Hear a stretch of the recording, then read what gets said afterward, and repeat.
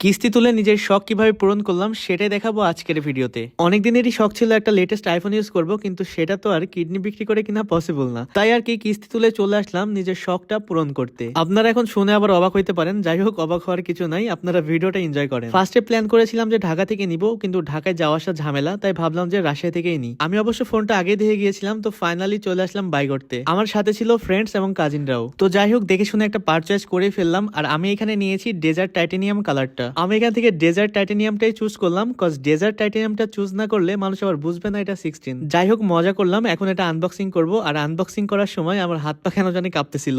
আপনারা আবার ভাইবেন না যে আমি শো অফ করছি, আমি জাস্ট আমার হ্যাপিনেস গুলো আপনাদের সাথে শেয়ার করি, এই পর্যন্তই। ফাইনালি ড্রিমটা আনবক্সিং করে অন করে ফেললাম। এখানে ফোনটা সেট আপ করতেছিল, আর এই ফোনের সাথে এখন অনেক কিছু লাগবে, যেমন হচ্ছে ব্যাক কভার, তারপরে স্ক্রিন প্রোটেক্টর, চার্জার। তার আগে বলেন ফোনের কালারটা কেমন লাগছে অবশ্যই কিন্তু কমেন্টে জানাবেন। এদিকে ফোনের সাথে যা যা লাগবে সবকিছুই লাগিয়ে নিচ্ছিলাম। তো যাই হোক ফাইনালি আপনাদের দোয়াই, ভালোবাসায়, সাপোর্টে কিস্তি তুলে নিজের টাকায়, সরি বলতেছি আমি নিজে তো বুঝতেছি না, ও হ্যাঁ মানে হচ্ছে কিস্তি তুলে যে নিজের স্বপ্নটা পূরণ করতে পারছি, এটাই আলহামদুলিল্লাহ। যাই হোক ফোন কেনা শেষ, এখন টাকা পে করে এখান থেকে বের হয়ে যাব। এখন কথা হচ্ছে হলো ওরা ধরছে ওরা নাকি এখন আমার থেকে ট্রিট নিবে। তো যাই হোক কি আর করা, ছোট ভাই বোন নাও তো বলা যায় না, তো ওদেরকে নিয়ে এখন যাচ্ছি ট্রিট দিতে। রাজশাহীতে পিৎজা বার্গ ওপেন হয়েছে অনেকদিনই হলো, কিন্তু আসার আর সময় সুযোগ হয়ে ওঠেনি।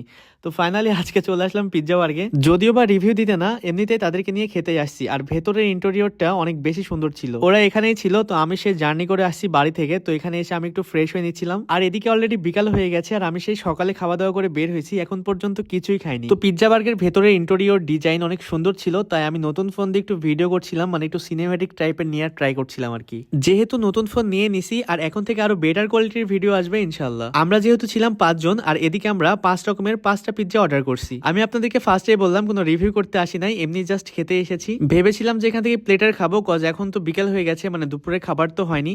তো ভাবলাম যে পিৎজা বার্গে যেহেতু আসছি আর পিৎজা খাবো না তাই কি হয়। এখান থেকে নিয়েছিলাম BBQ meat machine, kebab cocktail, meat masala, sausage carnival and meaty onion. যেহেতু সবগুলো একসঙ্গে খেয়েছি, যার কারণে একটারও টেস্ট আমি ঠিকঠাক ভাবে বুঝতে পারি নাই। আর বুঝেনি তো ভিডিও পিকচার করতে গিয়ে খাবার ঠান্ডা হয়ে যায়, অলরেডি খাবার ঠান্ডা হয়ে গিয়েছিল। এক কথায় বলতে গেলে ওভারঅল আমার কাছে ভালোই লাগছে। আমরা অনেক মজা করে খাচ্ছিলাম, আর যেহেতু অনেকগুলাই নিছিলাম যার কারণে আমরা সবাই শেষ করতেও পারি নাই। যাই হোক কিস্তির টাকা একটু ফুটানি করলাম, আপনারা আবার কিছু মনে করেন না। আর এই যে এদিকে দেখতে পাচ্ছেন ইনাকে দেখেন, একাই সবগুলা খেয়ে নিছে। আর এই মহিলা খাইছে 8 পিস, 9 পিস।